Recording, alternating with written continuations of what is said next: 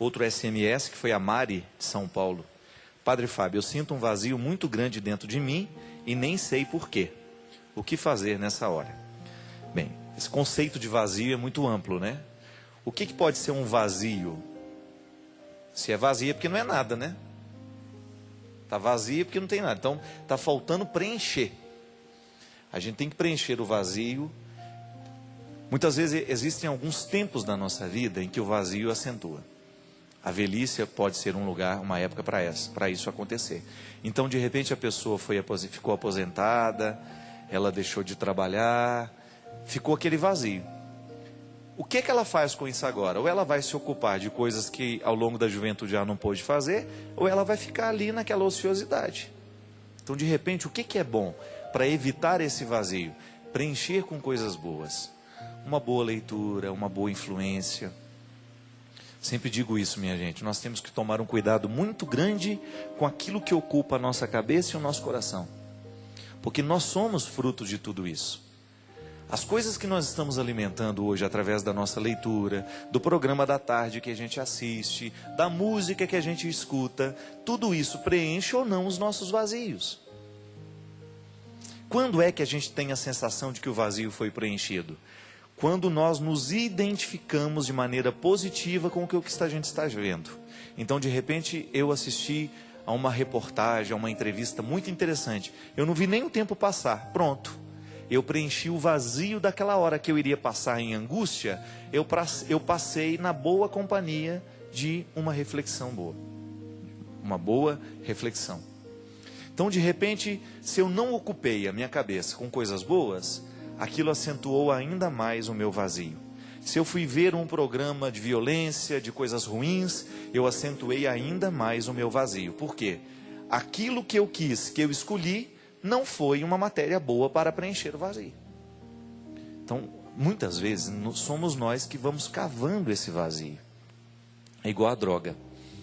O que a maconha faz? O que a cocaína faz? É o preenchimento ilusório de um vazio. O viciado, ele não quer outra coisa senão preencher o vazio que ele sente dentro dele. Então ele fuma uma maconha, um cigarro de maconha, ele cheira cocaína, ele toma um comprimido de LSD, porque ele quer preencher de ilusão aquele momento. Então ele cria aquele torpor, né? Aquela situação de êxtase. Mas aquilo passa e aquilo tem um efeito rebote, né? Como eles dizem na medicina, que piora o efeito depois.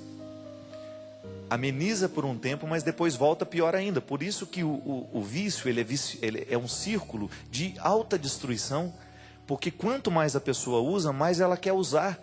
Porque quanto mais ela vai se tornando dependente da cocaína, maior é o vazio que vai ficando dentro dela. É como se você fosse fazendo um buraco que você nunca acha o fundo, então você nunca termina de cavar. As nossas escolhas na vida, elas preenchem ou não a nossa experiência humana. E esse é o grande desafio, minha gente. O que hoje eu estou trazendo para preencher os vazios da minha vida? É uma matéria boa? É sólido isso que eu estou escolhendo? Isso é sustentável? Durante quanto tempo isso vai me sustentar ao longo da vida? Precisamos saber. É uma pergunta honesta que nós precisamos fazer. Como outro dia, encontrei um casal que estava sofrendo muito no namoro. E eu perguntei, olha, o que vocês estão escolhendo para que esse namoro seja tão insuportável? O namoro fica insuportável a partir das permissões e das escolhas que o casal faz, não é verdade? Ou nós vamos acreditar em azar? Não, eu não acredito em azar. Eu acredito em construção, em escolha, naquilo que a gente permite vir, naquilo que a gente joga fora, naquilo que a gente traz. Então as nossas relações, elas vão nos preencher à medida que a gente faz escolhas certas. E outra coisa também, gente, que falta muito em nós, é a dimensão da vida espiritual. Se nós não rezarmos, se nós não tivermos uma vida espiritual, e olha, vamos abranger esse termo. Vida espiritual não é só essa coisa que nós achamos que é entrar dentro da igreja, participar e ir embora. Não.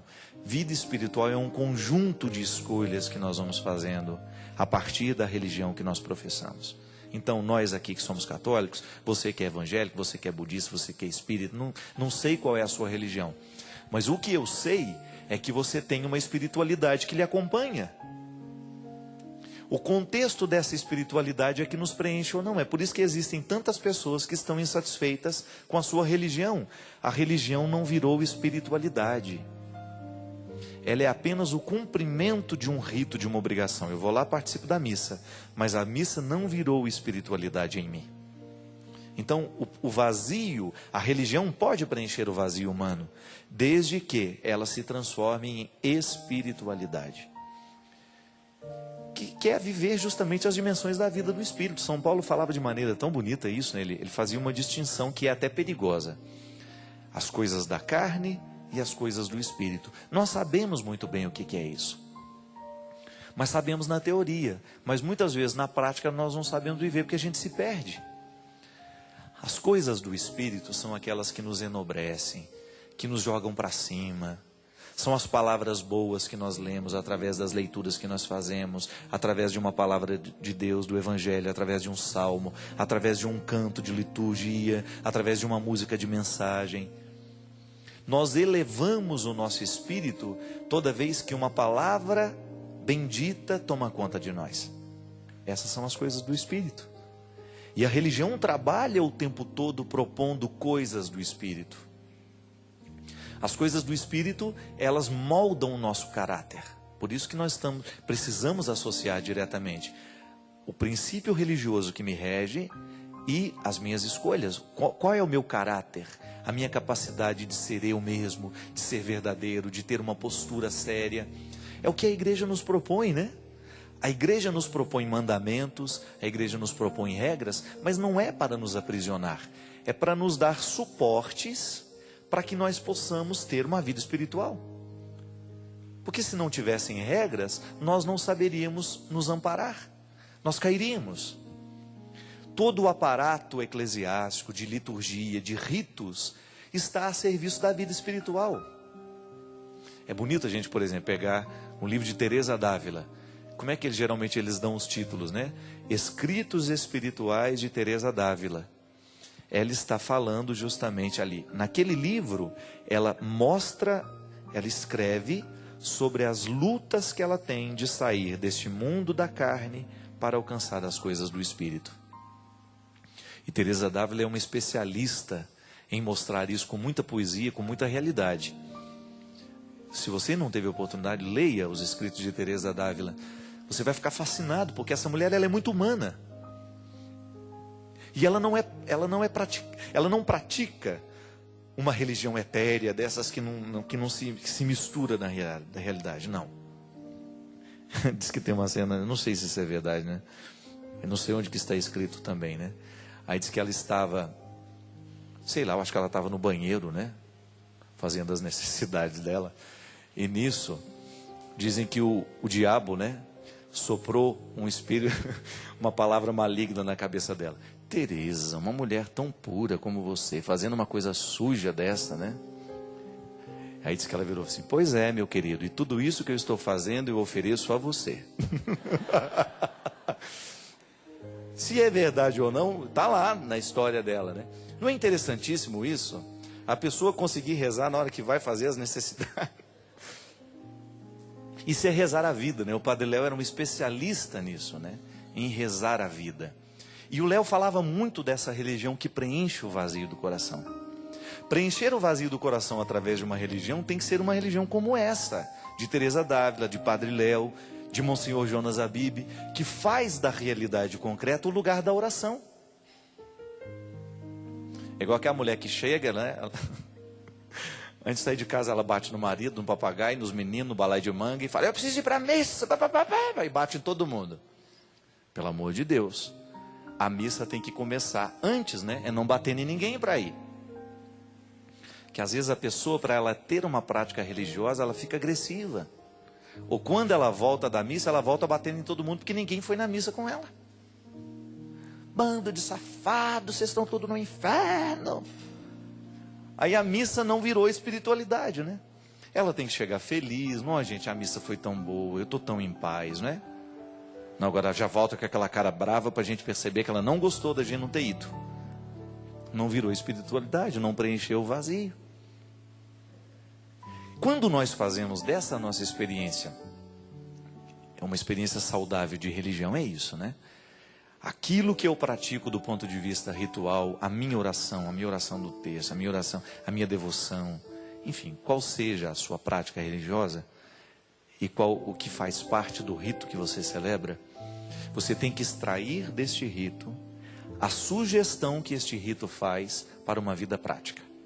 É aquilo que na palavra de São Tiago, na carta de Tiago está dizendo: não só as obras, não só a fé. É a reconciliação desses dois aspectos. O que eu acredito me leva a agir. O contexto da minha religião me leva a ter um comportamento. Sou solidário, de repente, ser simpático com as pessoas que a gente encontra, ser amável com quem a gente encontra, né? Ser acessível ao outro. Isso é tão bonito, né? Quando você tem a oportunidade de estabelecer vínculos e que a pessoa, é aquilo que a gente falava no primeiro bloco, a pessoa não tem receio de chegar perto porque ela sabe que você é uma pessoa religiosa. A sua religião quebra o muro da cidade. Já não importa se estamos fora ou se estamos dentro. Nós nos transformamos em pessoas abertas. Igual semana retrasada eu estava viajando lá de Navegantes, Santa Catarina, para São Paulo, e eu me encontrei com o pastor da igreja quadrangular. E lá no aeroporto estava ele, a família, eles são de Brusque, e a família havia levado o pastor para pegar o avião, a esposa dele e os filhos.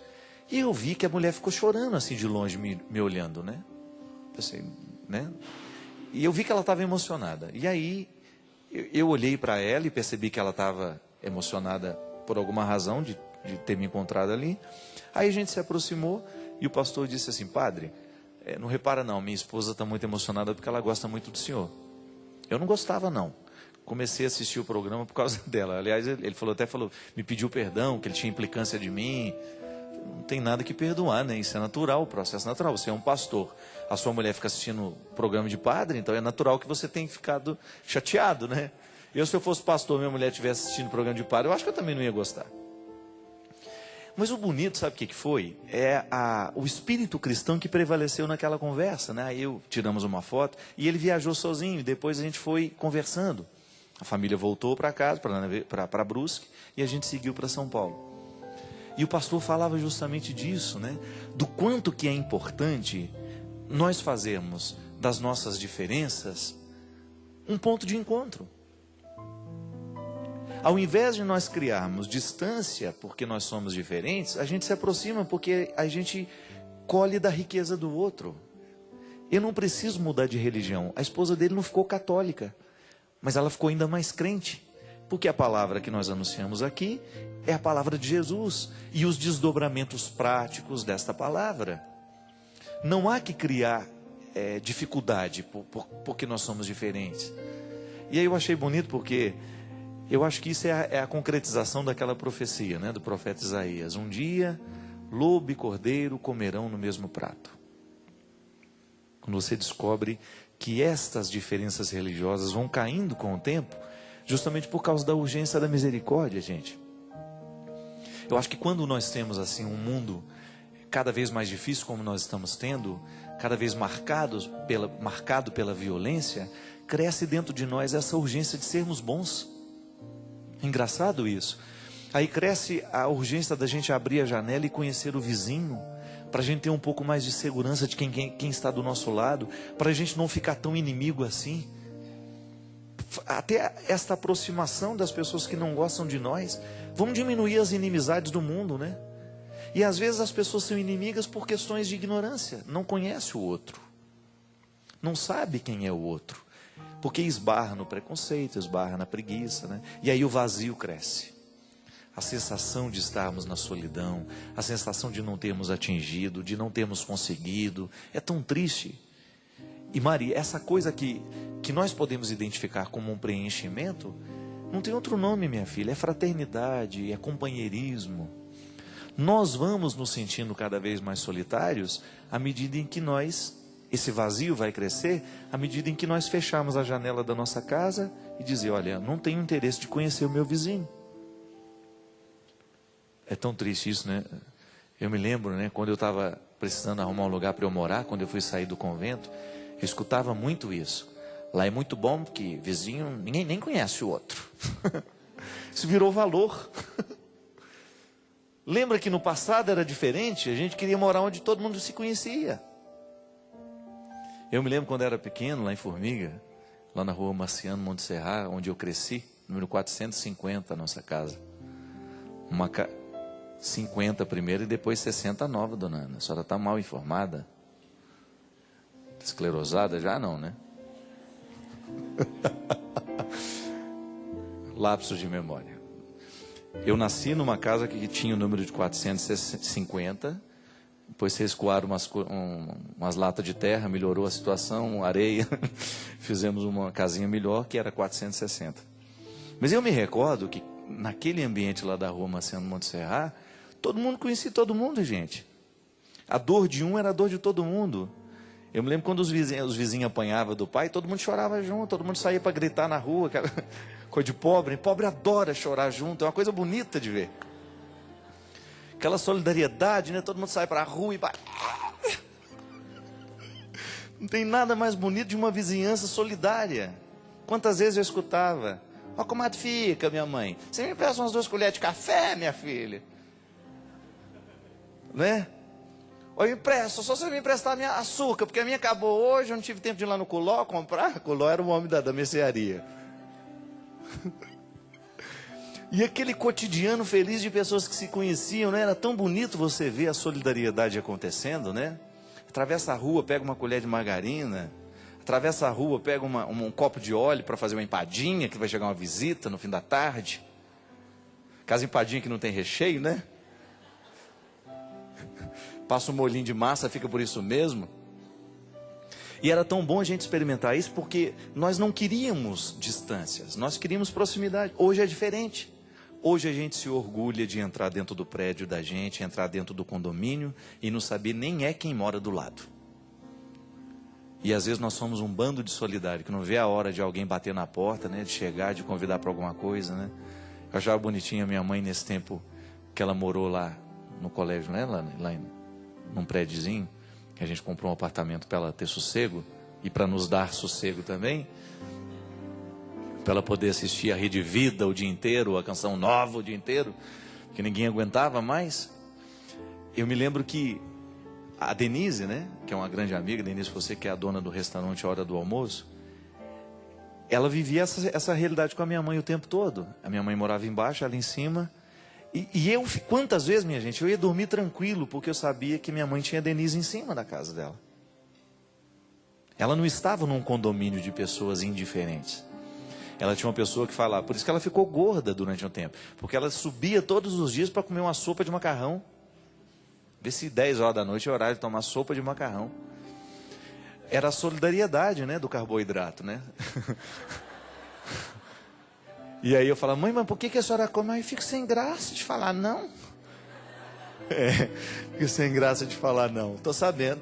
Mas é bonita essa solidariedade que existe quando você fala: olha, aqui nós não temos barreiras. Nós queremos proximidade. Nós queremos gente por perto. É tão interessante, gente, que às vezes a gente acha que porque o condomínio é muito seguro e cada um está dentro da sua casa, cada apartamento está resguardado. Claro, todo mundo precisa de privacidade. Esse negócio de você também ter a sua vida invadida o tempo todo não é bom. Você precisa ter o seu momento. Mas você saber que o vizinho está ali, né? Não significa que você vai ficar incomodando, importunando. Não, mas é aquela coragem de você bater na porta do lado. Eu acho que deve ser muito triste a gente morar num prédio que a gente não tem coragem de bater na porta do vizinho. Não deve ser triste isso? Se você não sabe como você vai ser recebido. Então, antes de ser uma religião do templo, da igreja, da novena, do pastor, do púlpito, tem que ter a religião do prédio, da fraternidade que nos une. Lá no nosso prédio mesmo, né? Tem muçulmano, tem cristão, tem espanhol, tem brasileiro, tem de tudo. Uma torre de Babel. Mas todo mundo fala a mesma língua. A língua da fragilidade e do amor. Há dias em que nós estamos frágeis e o outro pode nos amar na nossa frente, pode nos socorrer. Há dias em que nós precisamos dessa religião, é a mais urgente. É a que nos socorre no momento que a gente não tem o café para coar, que não tem açúcar para adoçar. Outro dia eu precisei pedir um rodo emprestado. Com a cara cheia de vergonha. Olha, eu não tenho rodo aqui. Você me empresta aqui? Logo quando eu mudei. Você tem essa coragem de acreditar. E isso tudo é princípio religioso. É bonito identificar isso, minha gente. Quando nós fazemos a experiência da misericórdia, um aplicativo muito concreto na nossa vida, que faz a gente abrir a porta e dizer: se quiser, pode entrar, a casa é sua. Mesmo que a gente não tenha a mesma religião, mesmo que nós não tenhamos as mesmas crenças, mesmo que nós não tenhamos as mesmas riquezas, mesmo que nós não tenhamos a mesma cor, mesmo que eu seja pior que você, você seja melhor do que eu sei, não importa. Como dizia o poeta, somos todos iguais nesta noite. Somos todos iguais nesta vida. Estamos em processos diferentes, mas as realidades são as mesmas. Vamos viver essa religião hoje, para que ninguém fique indiferente. E para que isso possa ser uma realidade concreta sobre todos nós, nós pedimos que Deus nos abençoe. Ele que é Pai, Filho e Espírito Santo. Amém.